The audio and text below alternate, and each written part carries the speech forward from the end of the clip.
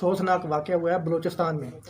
Army का एक helicopter गिर गया जिसके अंदर एक कोर कमांडर, एक मेजर जनरल थे और कुछ और अफसर थे, वो तमाम शहीद हो गए। वजह ये इन्होंने बताई है कि त्यारा कोई मौसम की ख़राबी की वजह से वो त्यारा तबाह हो गया। जनाब उसमें कोई पप्पू पटवारी बैठा हुआ था, ताजा हवालदार बैठा हुआ था, या उसमें कोई मकसूद चपड़ासी बैठा हुआ था, उसमें भाई कोर कमांडर बैठा हुआ था, कोर कमांडर जनरल। उनकी खराबी ऐसी हुई कि वो जब जा रहे थे तो उनको उनके रडार ने उनको इत्तला नहीं दी कि मौसम ख़राब है, आप ना जाएं।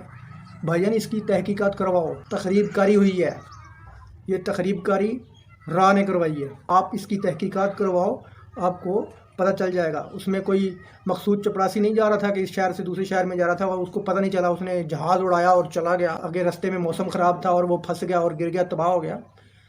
भाई वो जर्नल था, कोर कमांडर था आपकी फ़ौज का।